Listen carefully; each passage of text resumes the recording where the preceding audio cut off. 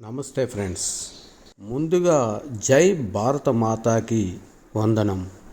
78వ స్వతంత్ర దినోత్సవం సందర్భంగా మనం కొన్ని మాటలు చెప్పుకుందాం.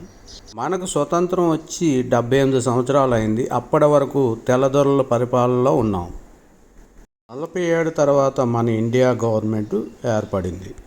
ఆగస్టు నెల 15వ తారీఖు 1947 సంవత్సరంలో మనకు స్వతంత్రం వచ్చింది. గాంధీ గారు, నెహ్రూ గారు, అలాగే ఝాన్సీ లక్ష్మీబాయి, అలాగే సుభాష్ చంద్రబోసు, ఇలాగ ఎంతోమంది పెద్దవాళ్ళు పోరాటం చేసి మనకు స్వతంత్రం తెప్పించారు. అది గుర్తు చేసుకోవడం కోసం గాంధీ జయంతి ఆగస్టు 15ని మనం గుర్తు చేసుకుంటున్నాం. అలాగే ఇప్పుడు పరిపాలకులు ఇప్పుడు ఏం చేశారనేది గుర్తు చేసుకుంటున్నాం. అలాగే మనం ఏం చేసామనేది గుర్తు చేసుకుందాం. వీడియో నచ్చితే లైక్ చేసి సబ్స్క్రైబ్ చేయండి.